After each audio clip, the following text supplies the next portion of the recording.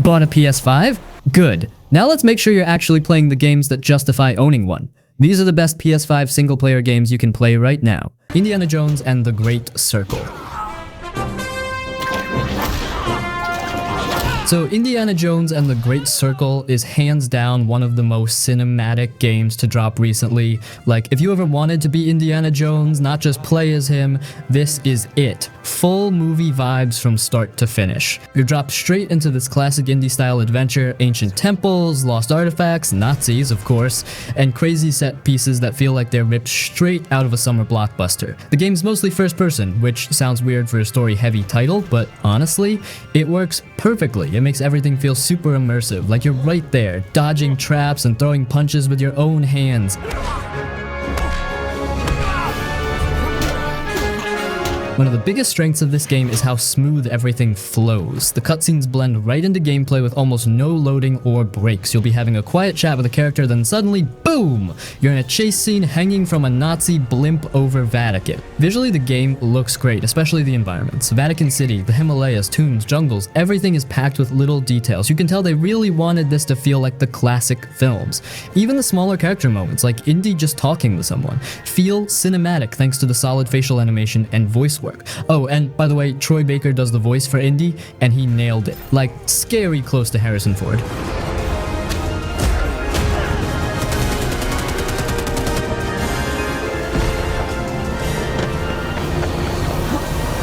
Mafia Definitive Edition.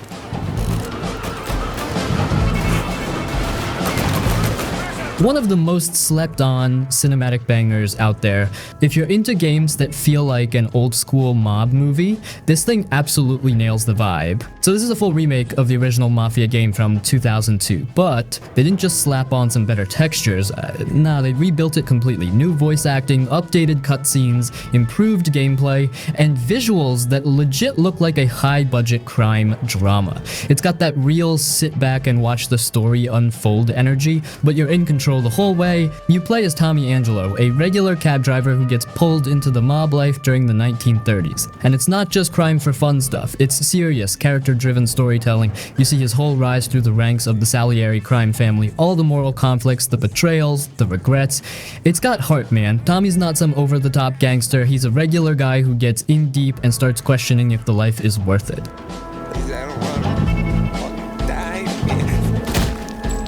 Now, what really makes Mafia Definitive Edition feel cinematic is how it's directed. Every cutscene is sharp, great camera angles, super clean lighting, and voice acting that actually feels like it's from a real mob flick. The facial animations are solid too, which makes the emotional moments hit way harder. You'll feel it when Tommy starts to crack, or when things go south with the people he thought he could trust. The City of Lost Heaven also helps set the mood. It's not full of side missions or collectibles like modern open-world games, but it looks amazing. Rain-soaked streets, old cars, glowing neon signs, the whole city feels alive in a cinematic way.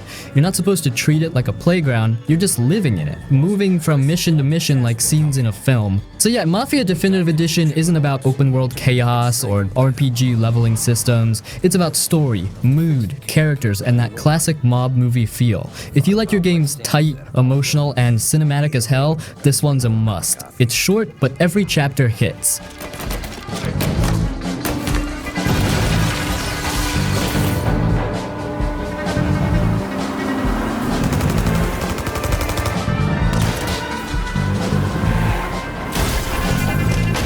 Alan Wake 2.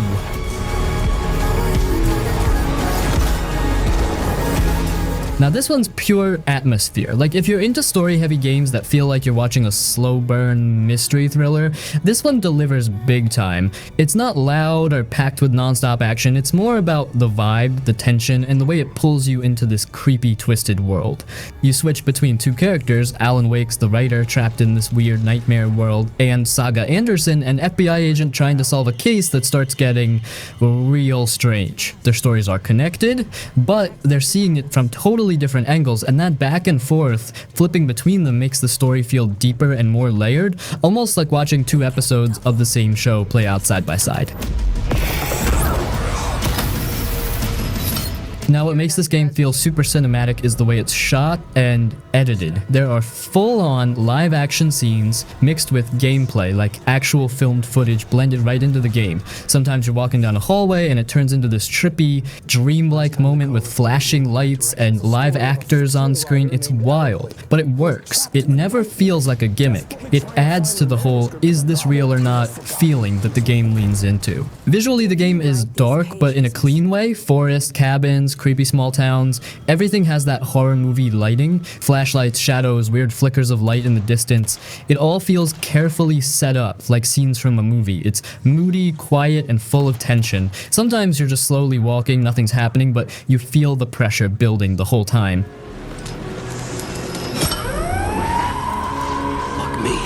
Gameplay-wise, it's simple but tight. You've got that flashlight and gun combo again, shining light on enemies to make them vulnerable, then taking them down. But it's not about waves of enemies or crazy fights. Most of the time, you're exploring, reading clues, solving small puzzles, and just soaking in the world. It's more about the journey and the weird stuff you uncover. The writing is solid too. Alan's sections especially feel like you're inside his head, literally sometimes. He's a writer, so his thoughts are part of the story, and the game leans into that hard. Pages of a story appear before things happen. You're walking through events he's already written, or maybe he's writing them as they happen. It's trippy but cool. Only downside, it's not for everyone. The pacing can feel slow if you're not into that heavy story, and it's definitely weird at times. But if you're into games that feel like you're watching a mystery series with horror vibes, this thing nails it. Merge on the facility now.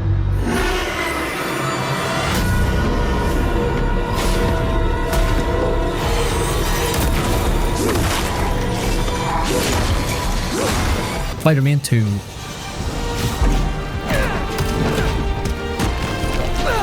From the moment it starts, it throws you right into the action. The city looks amazing. The lighting, the reflections, the way everything moves, it all feels super clean and polished. And the way the camera follows Spidey when you're swinging through New York, yeah, it's smooth, real smooth. Every little swing, flip, and trick feels like you're watching a scene straight out of a Marvel movie.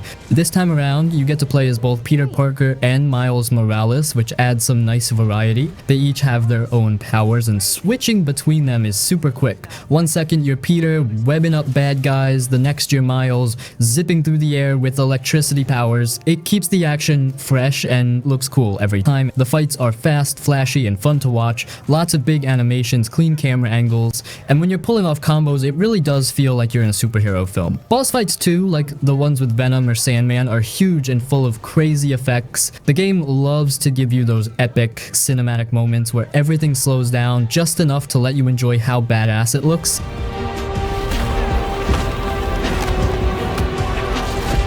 But here's the thing, the game feels short. Not like super short, but for a big superhero game like this, it ends sooner than you'd expect. The story hits hard and fast, and before you know it, the credits are rolling. Also, while the open world stuff is fun at first, it starts to feel a little copy-paste after a while.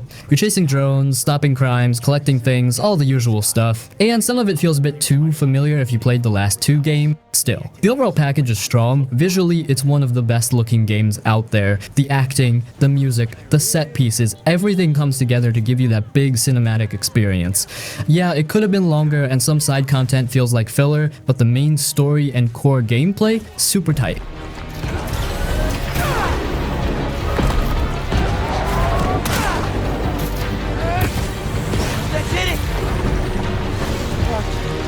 Metro Exodus. This game is strictly a first-person shooter, but it feels completely different from something like Call of Duty because it is so slow and heavy and immersive that you forget you are sitting in a chair. You play as Artyom again, and instead of being stuck in the subway tunnels, you are finally outside on a giant steam train traveling across Russia after a nuclear war. The whole game is a road trip where you stop at these huge semi-open maps to look for fuel and water and supplies for your crew. The reason it is so addictive is the atmosphere, because the developers nailed the feeling of being a scavenger in a dead world. You have a backpack that you can pull out at any time to craft medkits or air filters, and it happens in real time, so you can't just pause the game while a mutant is running at you. You have to pump up your pneumatic air rifle with a hand pump to keep the pressure high, and you have to wipe your gas mask visor when it gets covered in blood or mud. If your mask gets cracked during a fight, you have to put a piece of duct tape over the hole just to breathe. It is those tiny, stressful details that make you feel like you are actually there. No matter what those fanatics think.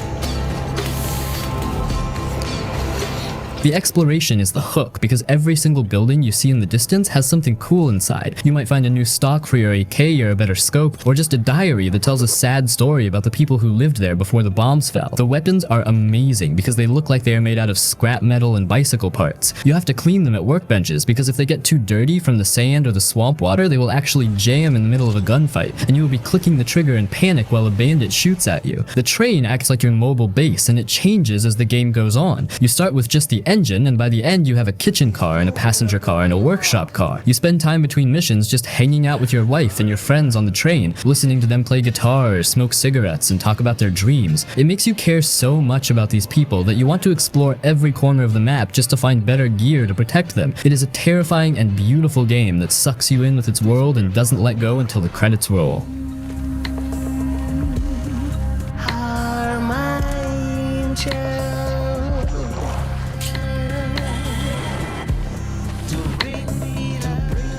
Batman Arkham Knight.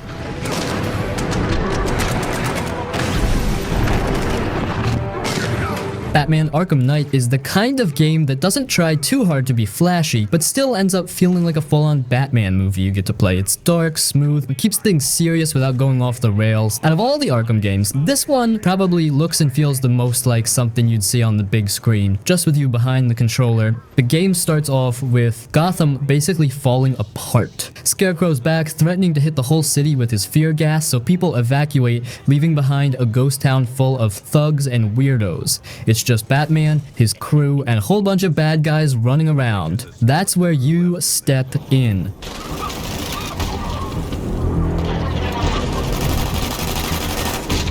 You get dropped right into it, no long tutorials or anything. Just you, your suit, and a city to clean up, and it plays super smooth. Whether you're gliding through the air, diving between rooftops, or jumping straight into a fight, everything feels responsive and easy to control. The game never gets in your way. One of the biggest things people talk about with this game is the Batmobile, since this is the first Arkham game that lets you actually drive it around the city. Some folks didn't love it, but honestly, it works fine. It's fast, it can transform into a tank, and you can even use it during fights or puzzles. It's not perfect, but once you get used to it, it's fun to use and it makes you feel more like Batman.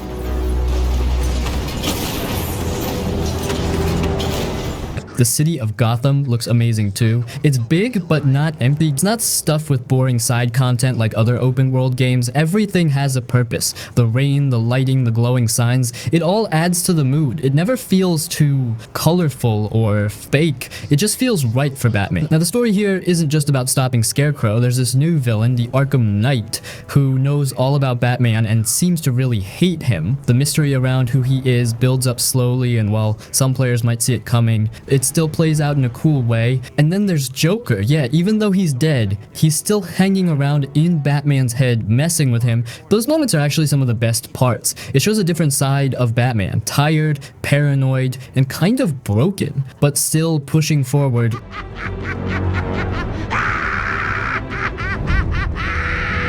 The combat is classic Arkham stuff, super fluid. You press a few buttons and Batman's flipping, punching, countering, using gadgets mid-fight. It all feels natural and looks good without you needing to memorize a bunch of combos. Same with the stealth sections. Sneaking through vents, dropping from ledges, quietly taking people out one by one. It's all really satisfying, especially when you plan it right and no one even sees you coming. So yeah, Arkham Knight is one of the best examples of a cinematic game done right. It keeps the focus on the story, lets you move through the city at your own pace, and never overwhelms you with extra nonsense. It respects your time, looks great, and feels like you're living out the final chapter of Batman's story, not watching it, but actually being the guy in the suit.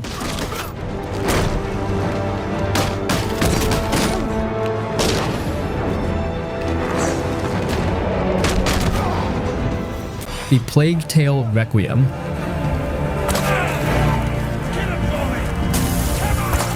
Now we're getting into A Plague Tale Requiem, and man, this one is pure cinematic emotion. Like, it doesn't just look good, it hits hard too. It's one of those games where the story and the visuals work together so smoothly, it feels like you're watching and playing through a full-on medieval drama. You're back playing as Amicia, still trying to protect her little brother Hugo, who's got this weird power tied to a plague of rats. Yeah, still rats. And yeah, still brutal, but this time the story is darker, deeper, and way more intense. You're not just running from soldiers or trying to escape a city. Now you're crossing entire regions, trying to find a cure, and watching these two kids basically lose their childhood along the way. Visually, this game is stunning, like, for real, some of the best graphics out there. Whether it's a bright field of flowers, a foggy ruined village, or a nighttime escape with torches lighting the path, it always looks amazing. The camera pulls back at just the right moments to show you big open views, or zooms in tight when it wants you to feel the tension. And it's all seamless. Cutscenes and gameplay blend right into each other, no awkward jumps or loading screens. It just flows. The cinematic feel really comes through in the way the story is told. The acting is strong, especially from Amisha. She's angry, scared, desperate. All of it feels real. And Hugo, he's still a kid, but you can tell he's changing. The things he sees, the choices he's forced into, it's rough. The story doesn't hold back, and it doesn't treat these characters like superheroes. They're just trying to survive.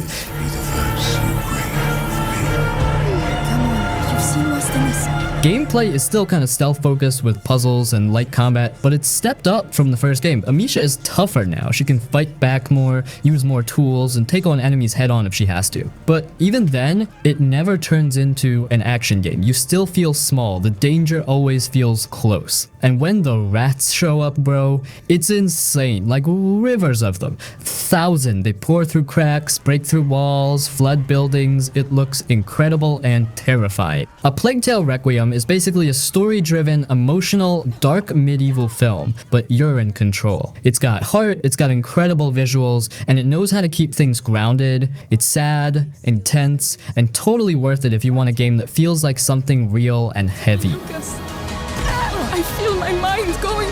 I know. Think of your brother. We have to carry on. Oh no. Infamous Second Son.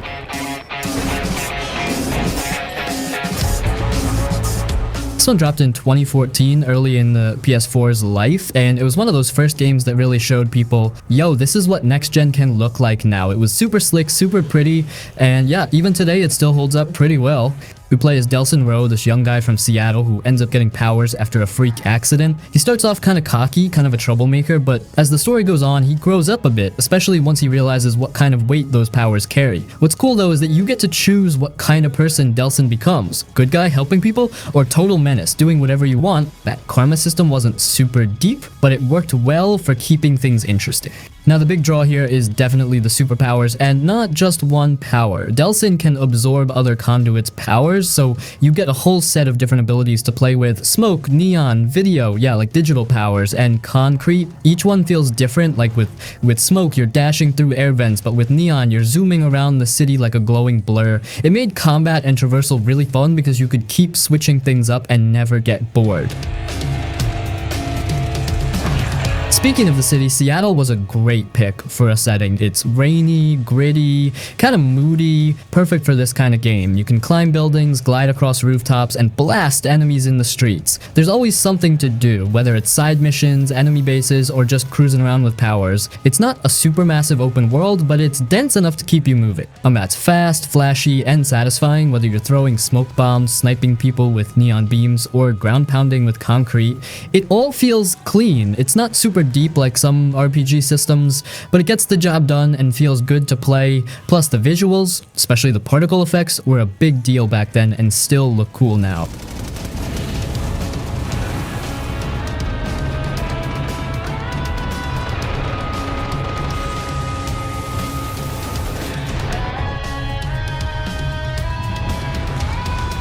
Resident Evil 4 Remake. I mean, yeah, at this point, Resident Evil 4 is basically one of those untouchable games. Like, whenever people talk about the greatest action games ever made, RE4 always comes up somehow. So when Resident Evil 4 got announced, I think a lot of people were excited, but also nervous, because this is not some random cult classic. This is the game. This thing influenced like an entire generation of third-person shooters. And honestly, man, somehow the remake actually lived up to it. What I love about it is that it immediately reminds you why the original game was so addictive in the first place. The pacing is unbelievable. Seriously, this game constantly feels like it's evolving every hour. Village sections turn into survival horror turns into giant action sequences, then suddenly you're solving puzzles in creepy castles, then escaping from horrifying underground labs, then fighting giant mutated monsters. The game never sits still long enough for you to get bored, and that's really why RE4 becomes one of those accidentally played for 7 hours games. Every chapter ends with some new weapon, enemy, environment, mechanic, or set piece that makes you want to keep pushing forward.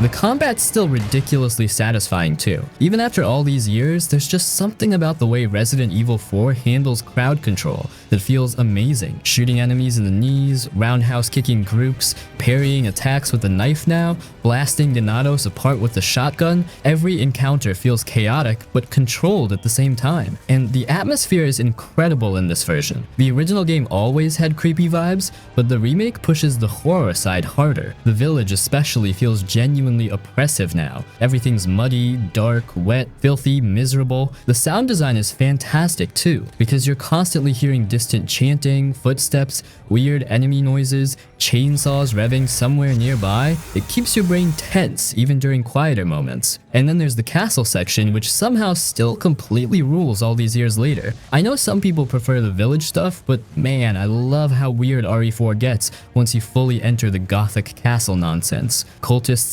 screaming at you, giant armored enemies, catapults firing at you while you're running across walls, absurd trap rooms, lava rooms because video games. The game just keeps escalating into crazier territory, and somehow it all still works.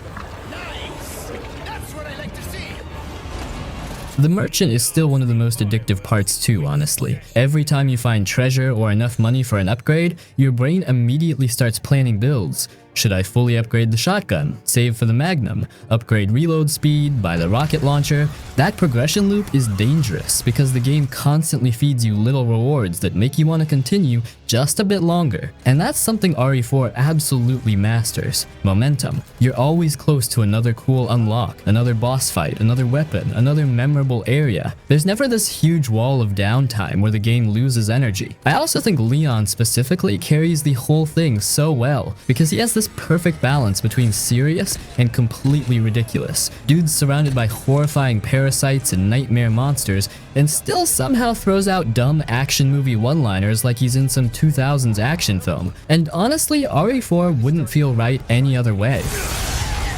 Sorry, you're not my type.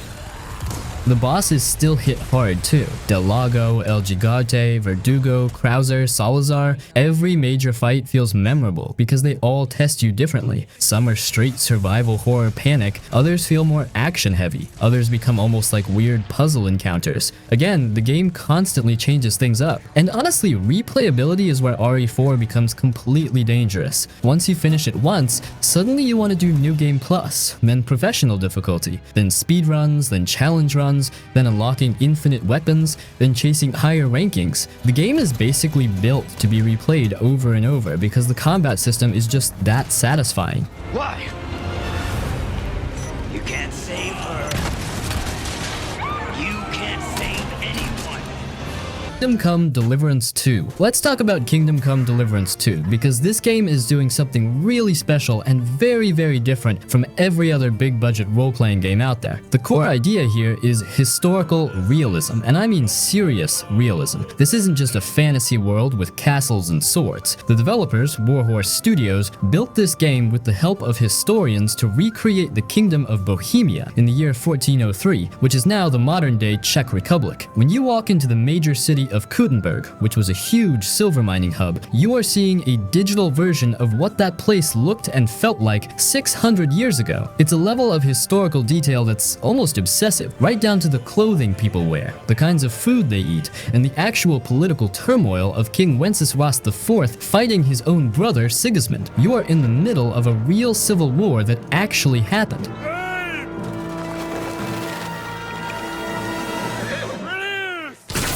You continue to play as Henry, who started as a peasant blacksmith's son in the first game. This time, he is no longer a total nobody. He's on a quest for revenge that gets him swept up into a much larger conflict of nobles and monarchs. The story is a deep dive into the lives of real historical figures, which makes the whole narrative feel grounded, heavy, and very human. Henry still doesn't have any magical powers. He's just a guy who needs to eat, sleep, keep his clothes from being covered in blood and mud because people will judge you for your poor appearance, and figure out how to survive.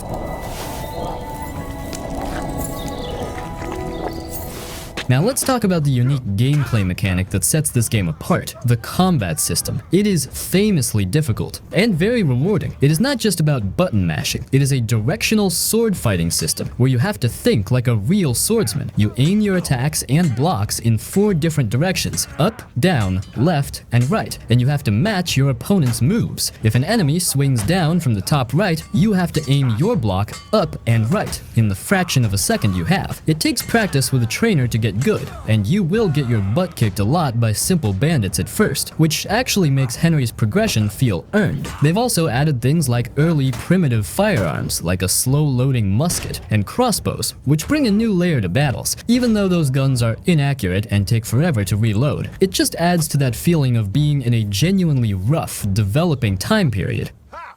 Now I've got you.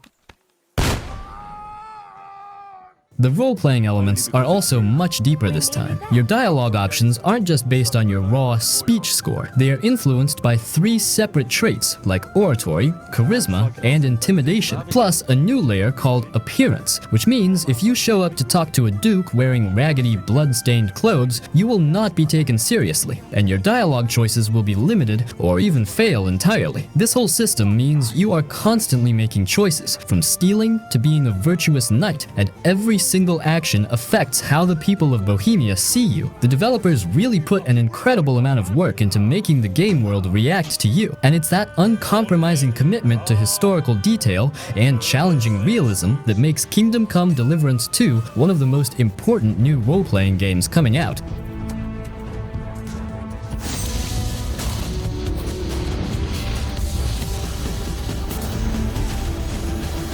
Final Fantasy XVI is really interesting because it's one of those games where you can actively feel the divide between different generations of Final Fantasy fans while you're playing it. Like, this is a series that's been around for, what, almost 40 years at this point? Everybody has their "this was my Final Fantasy game." Some people grew up with the SNES era stuff, some people came in with PS1 games, some people started with MMOs, some people started with FF15, some people literally started here with FF16.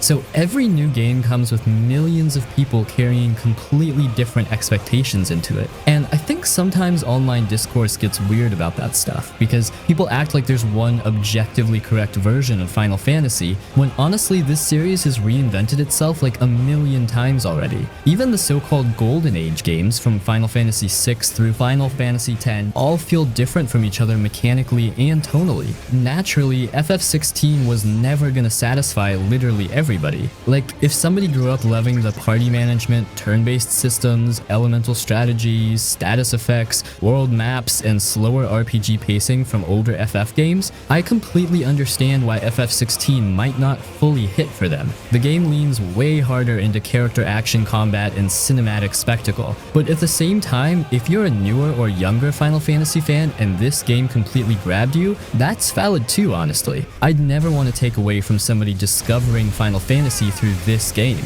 because there's a lot here to genuinely love.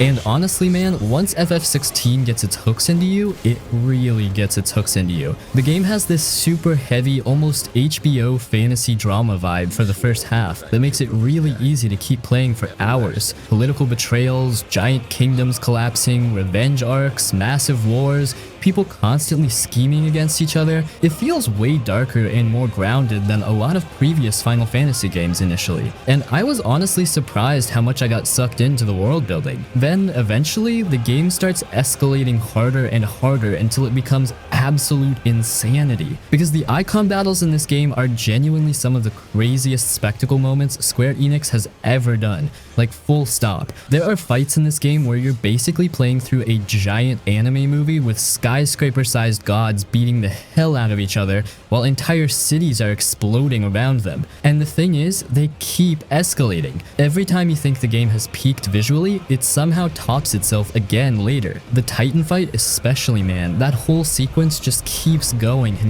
and somehow never loses momentum. Same thing with Bahamut. Those moments are the reasons so many people walked away from FF16 completely obsessed with it, despite some of the criticism around the RPG systems. The spectacle is just unbelievable sometimes.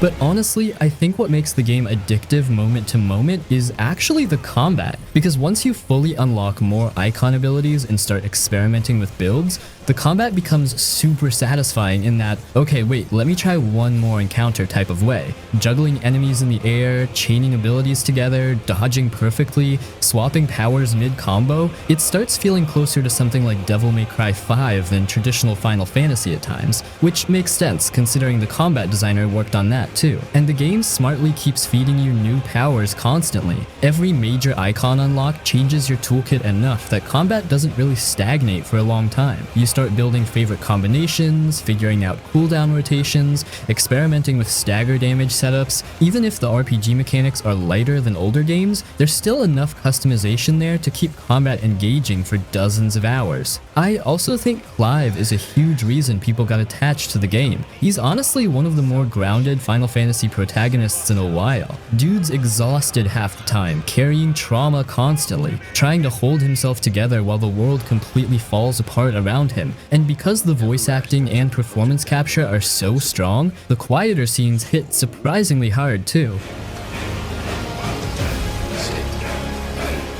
Now, obviously, yeah, the game isn't perfect. Some side quests absolutely kill momentum at points. Some RPG systems feel simplified compared to older entries. There are definitely people who wanted more traditional Final Fantasy mechanics and didn't get them. I totally get that perspective. But man, when FF16 is firing on all cylinders, it really fires. The soundtrack explodes, giant icons start fighting in the background, Clive's zipping around the battlefield throwing absurd attacks everywhere, particle effects are filling the screen, bosses are transforming every 5 minutes. The game becomes ridiculously hard to put down because you constantly want to see what insane thing it's gonna throw at you next.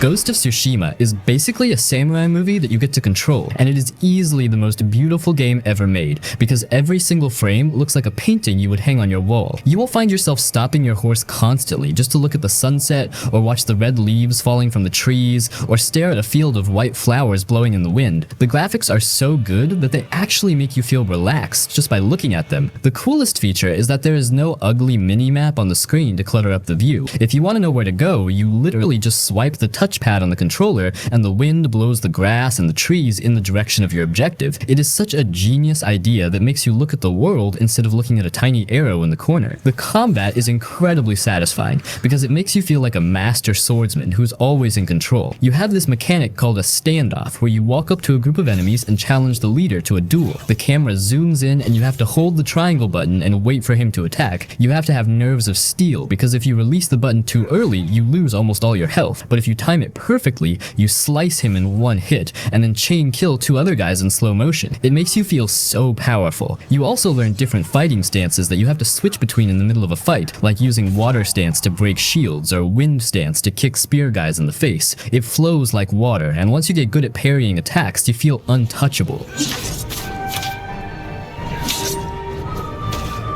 The story is actually really deep because it is all about the struggle between following the rules and doing what is necessary to save your home. You play as Jin Sakai, and you have to decide if you want to fight with honor like a samurai or use stealth and poison like the Ghost. The game does not judge you, but the characters around you react to how brutal you are becoming. You start using smoke bombs and assassinations, and your uncle gets so disappointed in you, and it is genuinely sad to watch their relationship fall apart. But the most addictive part is just exploring the island, because there are so many secrets that are actually fun to find. You will see a golden bird flying in the sky, and if you follow it, it leads to a hidden hot spring where you can rest and increase your health. Or you might see a cute little fox jumping around, and if you follow the fox, it leads to a shrine and then lets you pet it afterwards. Petting the fox is honestly the highlight of the game. It is the perfect mix of zen exploration and violent sword fighting, and you will want to clear every single fog patch on the map before you finish the story.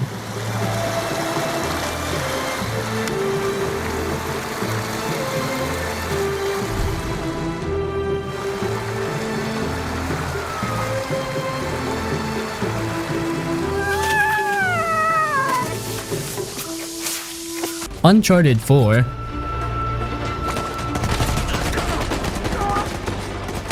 And if you have been playing the Uncharted series since the starting days, you must know how big of an influence these amazing games had as a whole on the newer PlayStation games, especially Uncharted 2. And here we are going to talk about the best of all, well, at least for me, which is Uncharted 4. This game still plays and looks like it could be a next-gen title. The fluid animations, the set pieces, the pacing, everything was perfect. It's the last big chapter for Nathan Drake, and you can feel that from the start. He's not the young, wild guy he used to be. He's older now, trying to live a quiet life with Elena, but deep down, you know he misses the thrill. So when his brother Sam shows up asking for help, Nate jumps back in. One more adventure.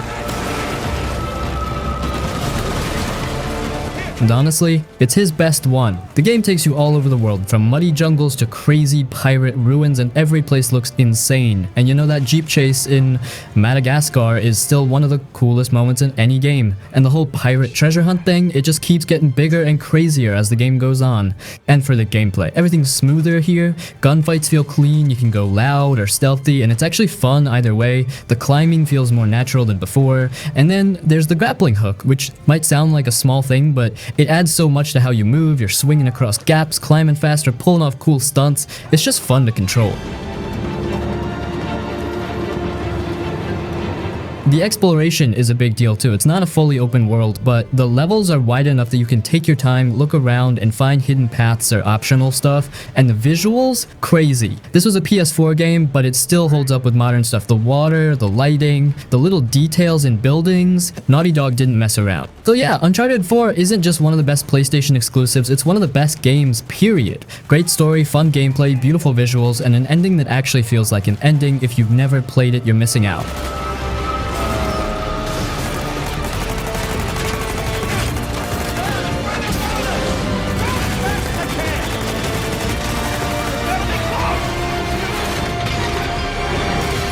Red Dead Redemption 2.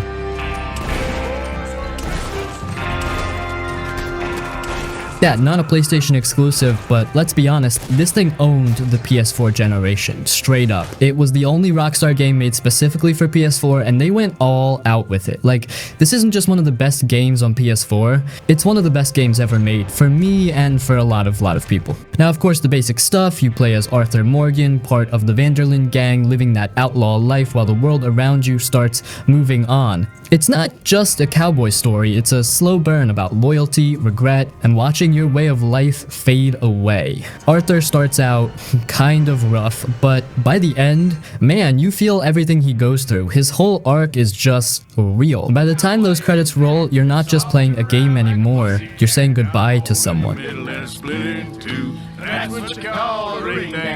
The writing's top-notch, no doubt. Every member of the gang feels like a real person. Dutch, Hosea, John, Sadie, Micah, they all have depth. The campfire convos, the little side interactions, the way things change over time, it's all so detailed. Rockstar didn't just write a story, they built a whole living world that reacts to what's happened. And speaking of the world, this game's world building is insane. You've got forests, swamps, snowy mountains, dusty deserts, fancy towns, broken down farms.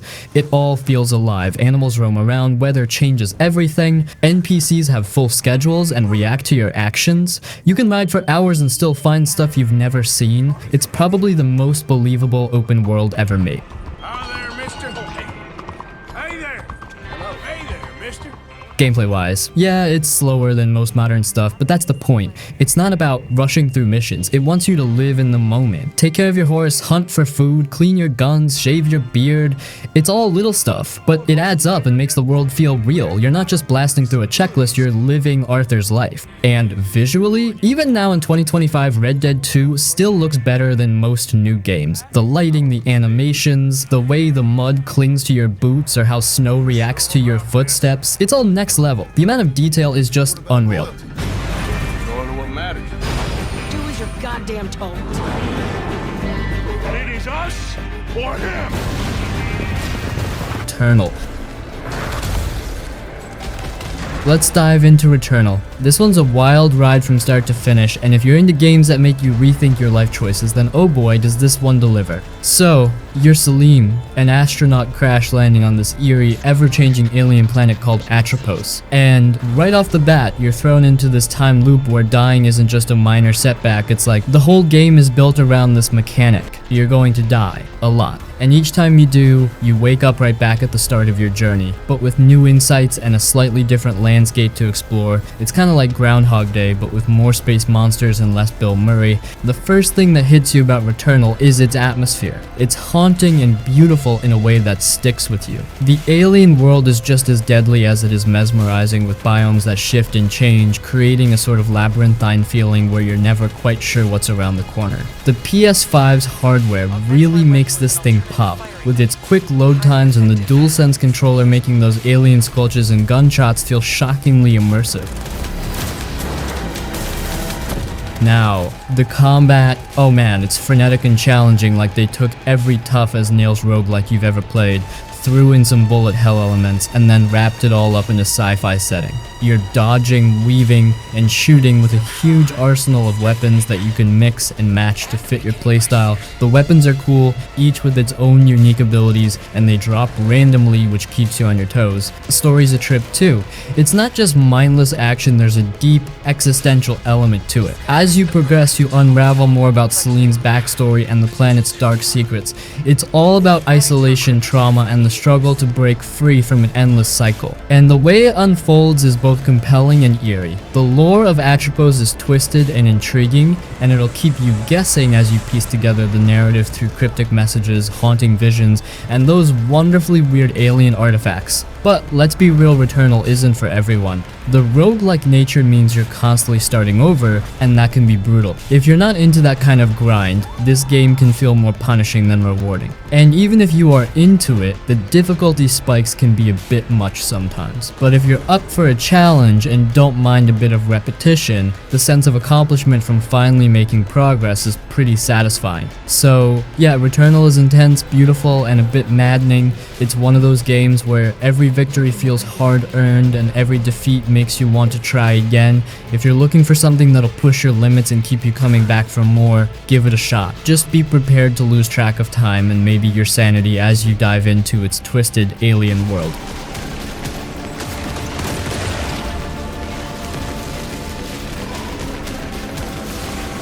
Final Fantasy VII Rebirth grabs you with its size and keeps you there with small, constant dopamine hits. The world feels huge in a way that actually matters. You ride through deserts, wander ruined cities, explore forests, and then find a tiny village with a side quest that hooks you for an hour. The overworld lets you go off the main road and actually find stuff worth your time. Everything you stumble on has a little reward: gear, a memory, a tiny scene with the crew, and that one more detour itch never goes away. Combat is this perfect messy mix of thinking and button smashing that feels modern but still smart. You can flow into fast attacks and dodges, but the ATB style system sits underneath and rewards planning. Use a limit break, switch character mid-fight, throw a spell, then finish with a huge cinematic. The game hands you options and then asks you to make combos look cool. Boss fights push you to learn patterns while also letting you feel powerful when you pull off the right rotation. Upgrades, materia, and new weapons keep you tinkering with builds, so you always want to test one more setup. Character stuff is huge. The party is loud and human and messy. The way the game drops little character beats beats while you're just wandering or doing a side mission makes the whole cast feel alive. You do a tiny mini game with someone, you get a cutscene with another, you laugh, you get stirred,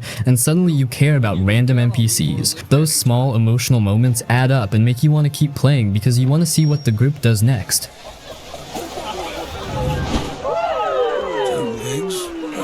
Nothing to it. That said, some people complain there are too many minigames and filler quests. I get it, and I agree, it can break the story pace a lot. One minute you're right in the middle of something huge, and the next minute you're doing a weird fetch quest or a batting cage challenge that feels like window dressing. It interrupts the momentum, and if you're chasing the main plot, it can feel annoying. Even so, it's not a deal breaker. The game is still great. The filler gives you ways to relax, make cash, or find a cool weapon, and honestly, some of the side nonsense is fun in a dumb way. If the pacing bothers you, there's an easy fix. Do 2 runs. One playthrough focused on main story beats and pushing the plot forward, and another playthrough for the side content, minigames, and everything else you skipped. That way you get the best of both worlds, a tight story run and a separate run where you can poke at every corner of the world. Visually, the game is slick. Close-ups, facial animation, weather, and lighting, all of it looks like it belongs in a big budget show. The team used the hardware well, so most of the time everything feels smooth and alive. There are plenty of flashy cinematic beats that make combat and story moments feel huge, but the non-stop visual polish is what makes wandering around actually fun instead of boring. Rebirth is addictive because it stacks tiny rewards on top of big ones. You get a story chunk that matters, then you get a cool weapon, then a new skill, then a side scene that makes you smile, and you keep chasing those hits. If you like games that mix big, sweeping moments with tiny personal ones and keep giving you reasons to poke everything on the map, this one will eat your free time without shame.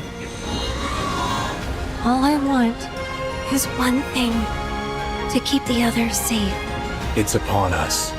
The reunion. When worlds merge.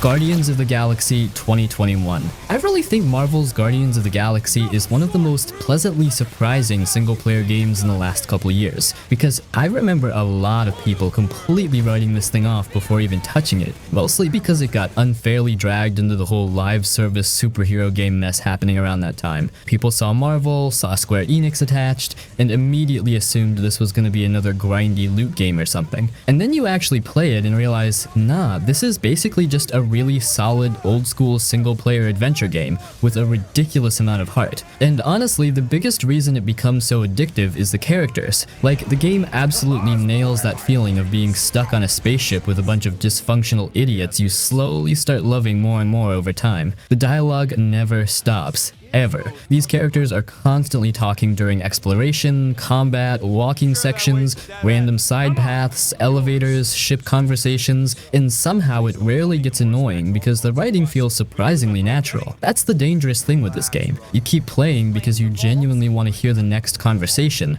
Like, you'll find yourself slowing down during exploration sections just to hear Rocket finish roasting somebody or Drax say the most unintentionally insane thing imaginable. The banter becomes part of the gameplay loop, honestly.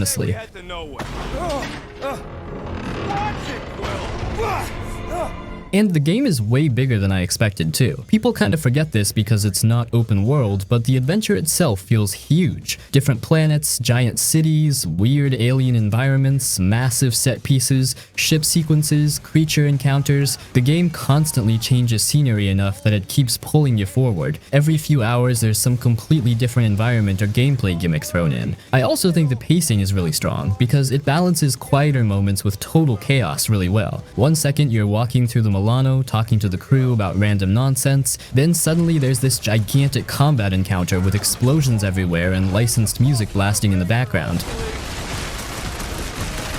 And honestly man, the soundtrack does so much for this game. The licensed 80s music stuff could have felt gimmicky, but it genuinely works. When those songs kick in during fights or story moments, the whole game suddenly gets this huge energy boost, especially the huddle mechanic during combat, where Star-Lord gives the team some dumb motivational speech while music starts blasting and everybody gets buffed. It should be corny, it is corny honestly, but somehow it completely works because the game fully commits to the vibe. Combat's interesting too because at first it honestly feels kinda simple. You're mainly controlling Star-Lord directly while issuing commands to the team, but the further you get, the more abilities unlock, and fights become way more chaotic in a fun way. You start juggling cooldowns, combining team attacks, freezing enemies with Groot while Rocket nukes groups, launching enemies into the air with Drax, all while flying around shooting stuff. Visually too, the game just keeps throwing cool stuff at you. Giant alien creatures, weird cosmic environments, neon cities, destroyed worlds, huge sci-fi structures. There's always some new visual spectacle around the corner, which makes it really easy to keep saying, alright, one more chapter.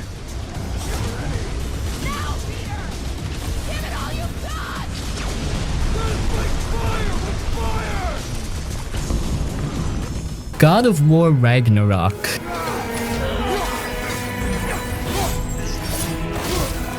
You're back as Kratos, but this time things feel even more personal. He's not just out here smashing gods anymore, but dude has a boy now and someone really trying to do better. And his son Atreus has grown up. He's not a little kid anymore. He's starting to push back, ask questions, and I think annoy Kratos a bit more. But honestly, the combat and the bosses are the real deal here because, wow, it's even better than the 2018 game. You still got the Leviathan Axe and the Blades of Chaos, but now they've added more depth, more abilities, more enemy types. The fights feel heavy and brutal, but also smooth and clean, and it's not just button mashing. You gotta dodge, parry, mix up your weapons, and use your gear smart. Plus, you can upgrade everything and tweak your playstyle however you want.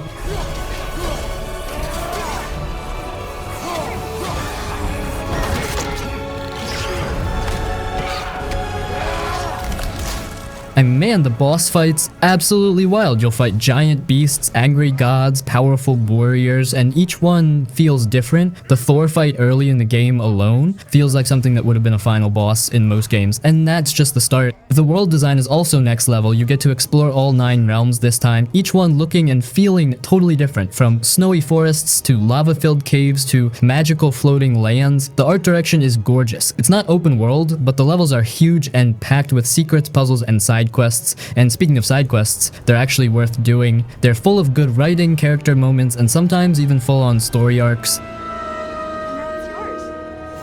Enjoy. And of course, the presentation is insane. The music, the voice acting, the camera work, it's all top shelf. The whole game is done in that one-take camera style, like the last one, and it makes everything feel seamless. No loading screens, no breaks, just smooth, non-stop storytelling and action.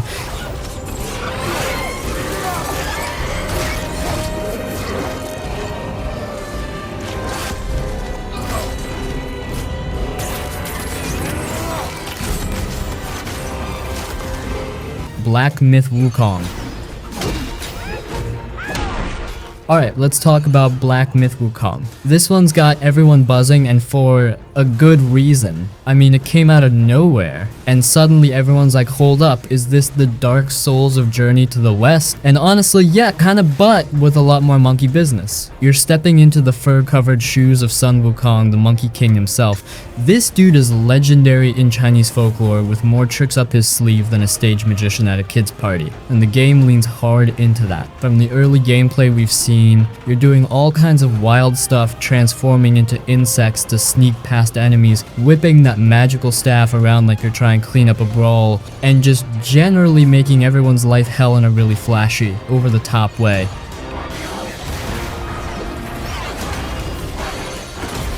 Graphically, this game is a chef's kiss. We're talking some of the most stunning visuals I've seen. The fur on Wukong's arm, unreal detail, the environments, out of this world. It's got this vibe like you're stepping straight into a mythical painting, but with more action and honestly, a lot more gore. But it's not just about looking pretty, the combat looks fierce. It's like a perfect blend of speed and precision, where you're reading enemy patterns, dodging and countering at the last second, and then slapping them back with some insane moves that only a Monkey King could pull off. And let's not even get started on the bosses. From what's been teased, these aren't your run-of-the-mill, hit him 3 times in the glowing weak spot kind of bosses. No, these are the types that make you rethink your life choices. They're big, brutal, and they don't mess around. One minute you're fighting some giant wolf demon, and the next you're squaring up against an army of soldiers who are not impressed with your monkey antics. It feels like a challenge where every fight is gonna have you on the edge of your seat, white-knuckling your controller.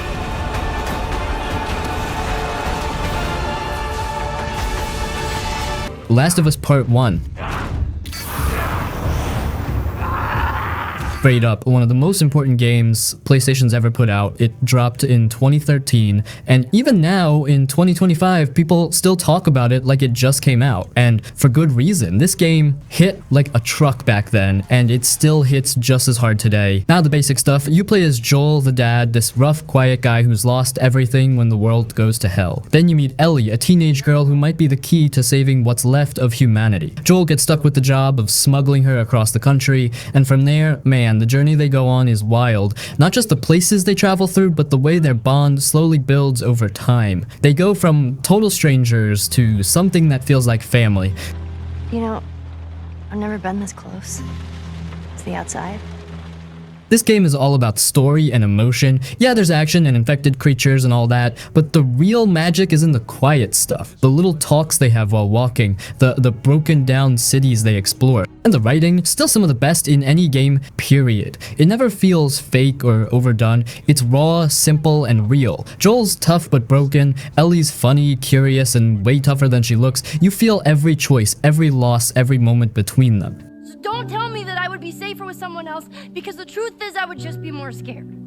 Gameplay-wise, it's a survival action mix. You sneak around, craft stuff, use every bullet carefully. The combat is brutal, not flashy, not fun in the usual sense, just desperate and messy, which fits the world perfectly. You're not a superhero here, you're just trying to survive. The environments are unforgettable. Cities overgrown with plants, flooded buildings, snowy forests. Every place tells a story just through how it looks. You're not just running through levels. You're living in this broken world for a while, and it stays with you. You make every shot count. I got this. The Witcher 3. The Witcher 3 is honestly one of those rare games that just pulls you in and doesn't let go. The world is massive, but not in a way that feels overwhelming. It's more like wherever you go, there's a new story, a hidden detail, or something that makes you feel like you're in a living, breathing world. If we talk about the combat, then it's pretty cool, with a mix of swordplay, magic, and potions, though it can feel a little repetitive if you're just slashing away. But what stands out for me is how every decision you make actually feels like it matters. Go away, or I'll kill you. You think you're just choosing between a couple of dialogue options, and then 5 hours later you're dealing with the consequences in ways you didn't expect. It's got that kind of depth. Honestly, there's a lot to talk about, as every gaming feature such as environment, characters, story, open world, and much more are perfect in Witcher 3. Sure, for some players the initial hours are boring, but I just don't know how people can ever hate this game after finishing it. Witcher has been one of the most iconic titles of all time. A lot of RPGs have taken inspiration from it. There's even a TV series starring Henry Cavill, and don't even get me started on the books. If you guys ask me, then I just want to say that if you are looking for some deep open world RPG where every feature is perfect, then Witcher 3 will be a great choice. If you are getting bored in the first few hours, then wait for it, because the game definitely gets better.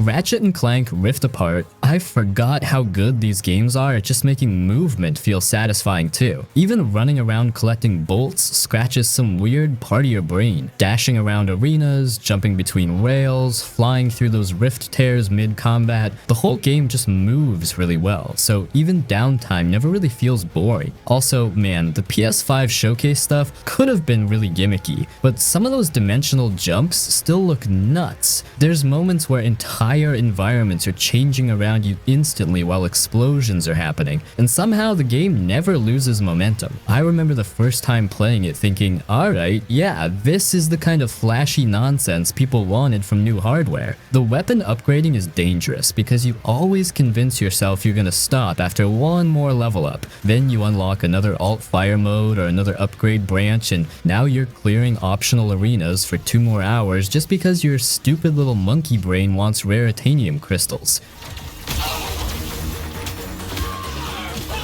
And the game is just super likable, honestly. That matters more than people realize. Ratchet games have this big, colorful Pixar energy adventure vibe where hanging around the world itself is fun. Rivet was cool immediately, the music's great, the humor mostly lands, and visually the whole thing looks ridiculous half the time. There's so much stuff flying around on screen during combat, and somehow it still feels clean. Also, the amount of particle effects in this game is actually stupid, like genuinely stupid. Every gunfight looks like somebody detonated a fireworks factory. Bolts flying everywhere, enemies exploding, giant laser beams crossing the screen, little gadgets running around attacking things for you. It's sensory overload in the best way. And that's kind of why the game becomes addictive. It never really exhausts you. Some huge AAA games start feeling like work after a while, with giant maps and crafting menus and checklist nonsense. Rift Apart just keeps throwing cool toys and fun levels at you for like 15 straight hours. Please,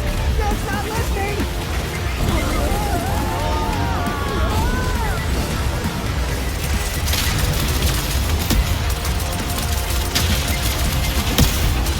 Sekiro, Shadows Die Twice. This game is probably the hardest game on the entire list, but it is also the most satisfying video game you will ever play in your life, once you learn how to do it. It is made by the same people who made Dark Souls, but you have to forget everything you learned in those games, because if you try to roll around on the floor, you will die instantly. Sekiro is all about standing your ground and deflecting the enemy's sword swings with your own sword. It creates this incredible rhythm of metal clanging against metal that feels like a deadly dance. You have to tap the block button at the exact split second the enemy hits you, and when you get good at it, you feel like an actual ninja master. The reason it is so addictive is because of the difficulty curve. At the beginning of the game, you will get destroyed by basic enemies and you will feel like giving up. But then there is this magical moment that every player talks about where the combat just clicks in your brain. Suddenly you stop panicking and you start reading the enemy movements. You realize that you're not trapped in a room with a boss, the boss is trapped in a room with you. The rush of adrenaline you get when you finally beat a boss that has been killing you for 3 hours is a feeling that no other game can give you. You will literally be shaking with excitement